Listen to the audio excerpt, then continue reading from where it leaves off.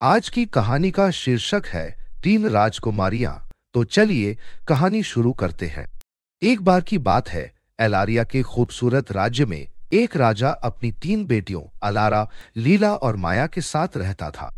आप सोच रहे होंगे कि ये तीन राजकुमारियां राज्य की रक्षा और राजा की सहायता के लिए हमेशा तैयार रहती थी, लेकिन उन्हें इन सब चीजों में कोई रुचि नहीं थी। उन्हें इनसे ज्यादा रोमांच और उत्साह में रस था। वे अक्सर खुद को रोमांच और उत्साह के लिए तरसती हुई पाती थी। एक दिन जब वे अपनी इच्छाओं पर चर्चा कर रहे थे, अलारा ने कहा, मदद करो, मुझे बचाने वाला मेरा बहादुर योद्धा कहाँ है? चमकते कवच में मेरा शूरवीर कहाँ है? उसकी बहनें लीला और माया उसके ये नाटक पर हंस रही थी। वे सभी जानते थे कि यह बदलाव का समय है, लेकिन उनमें से किसी को भी एहसास नहीं था कि यह कितनी जल्दी आएगा। उस शाम राजा ने अपनी बेटियों को अपने कक्ष में बुलाया। वह उनके भविष्य और राज्य के कल्याण के बारे में बहुत चिंतित थे। बेटियां, उन्होंने कहना शुरू किया, यह हमारे पूर्वजों की प्राचीन किताब है। मैं चाहता हूं कि तुम इसे खोलो। जिज्ञासा और सम्मान के साथ अलारा ने किताब खोली। पिताजी, यह किताब एक सच्चे शासक के तीन गुणों के बारे में बात करती है, दिशा की समझ, दृष्टि और हमदर्दी की। अलारा ने कहा। उसकी आंखें आश्चर्य से चौड़ी हो गई। जिम्मेदारी का भार महसूस करते हुए लीला ने कहा, जो व्यक्ति इस राज्य पर शासन करेगा उसे बहादुर भी होना चाहिए।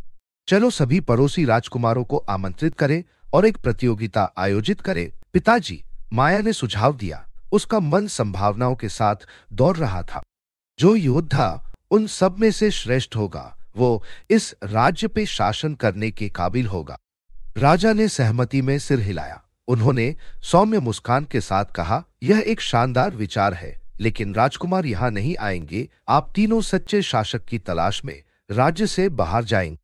अब समय आ गया है कि आप तीनों इस राज्य के सच्चे शासक को खोजने के लिए यात्रा पर निकले। मेरे लिए मेरी बेटियों को ये करना होगा। सुबह में राजकुमारियां अपने मिशन पर निकल गई।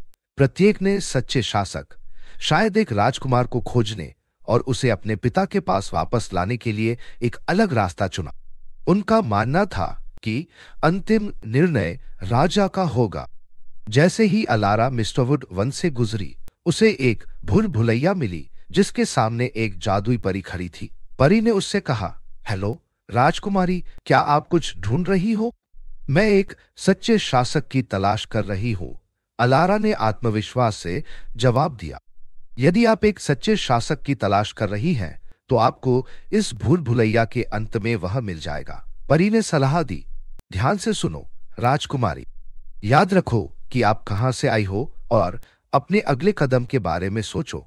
इससे आपको सही दिशा खोजने में मदद मिलेगी।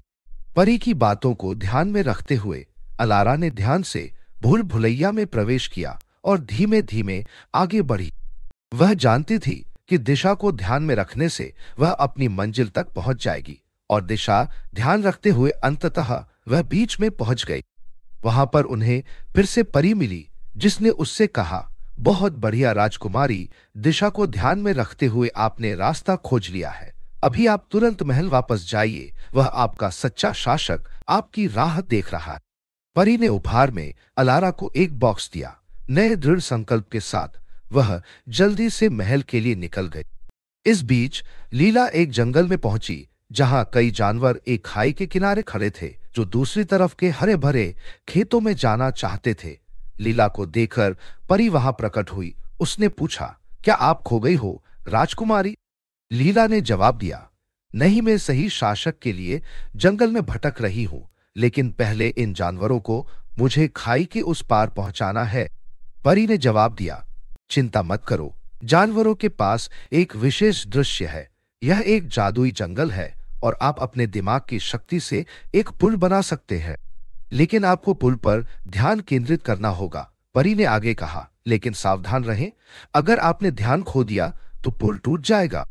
लीला ने तुरंत ध्यान केंद्रित करना शुरू कर दिया। वह पार करने के लिए एक साधारण पुल के बारे में सोच सकती थी, लेकिन उसे उन जानवरों की परवाह थी जो हरे भरे खेतों तक पहुंचना चाहते थे।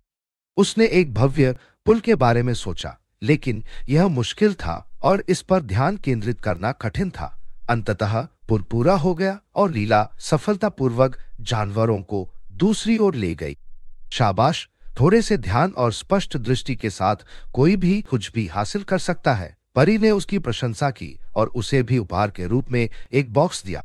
लीला द्वारा बनाया गया पुल उनकी दूरदर्शिता का प्रतीक बना रहा। परी ने उसे महल में लौटने की सलाह दी क्योंकि सच्चा शासक वहां उसका इंतजार कर रहा था। लीला तुरंत महल के लिए वापस लौटी। दूसरी तरफ माया ने खुद को जंगल के एक छोटे से गांव में पाया। गांव वाले उससे अपरिचित थे। उनके पास जो कुछ भी था उसी में खुशी से रह रहे थे। माया ने हैरान होकर पूछा, आप क्या बात कर रहे हैं? आपके पास कुछ भी नहीं है, फिर भी आप इतने खुश कैसे हैं? मुझे माफ कर दो राजकुमारी, लेकिन आप गलत हो, एक ग्रामीण महिला ने कहा। मेरे पास मेरे पति और बेटा है, ताजी हवा, सूरज की रोशनी, साफ पानी और खाने के लिए ताजी सब्जियां हैं। हमें और क्या चाहिए? यह जीना नहीं है। आपके पास नौकर नहीं है, माया ने तर्क दिया। वास्तव में हमें इसकी जरूरत नहीं है और हमें उनकी जरूरत भी नहीं है।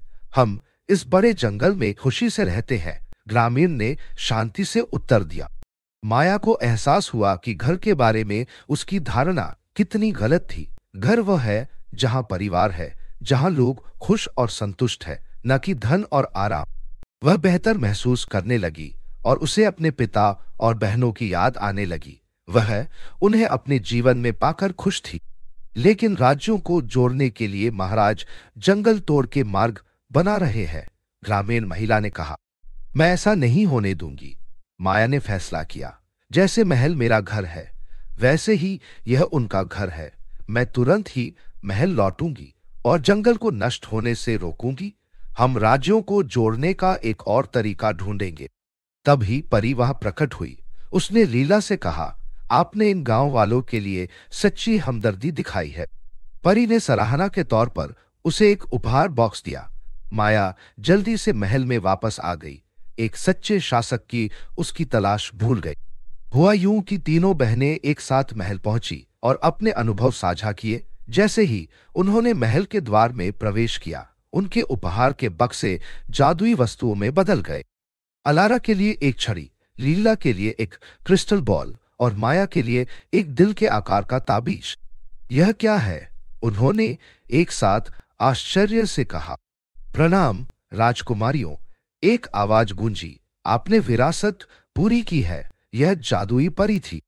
राजा ने उनके सामने उपस्थित होकर कहा, मेरी बेटियों, तुमने विरासत पूरी कर ली है। वर्षों से यह राज्य उन तीन बहनों की प्रतीक्षा कर रहा था जो एक साथ शासन करेंगे।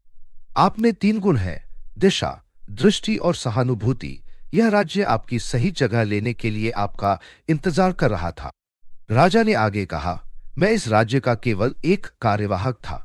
बेटियां, आप सच्चे शासक की खोज में निकली थी और अंततः आपको पता चला कि वह आप ही है। बहनों को एक भव्य हॉल और शाही सिंहासन पर ले जाया गया। जैसे ही उन्होंने अपना स्थान ग्रहण किया, महल और राज्य उनके नए गुणों से प्रसन्न हुए। अपनी नई शक्तियों का उपयोग करके बहनों ने राज्य में पहले से भी अच्छी तरह से राज किया और इस तरह से एलारिया का साम्राज्य एलारिया की रानियों के नेतृत्व में फला फूला और वे हमेशा खुश रहे।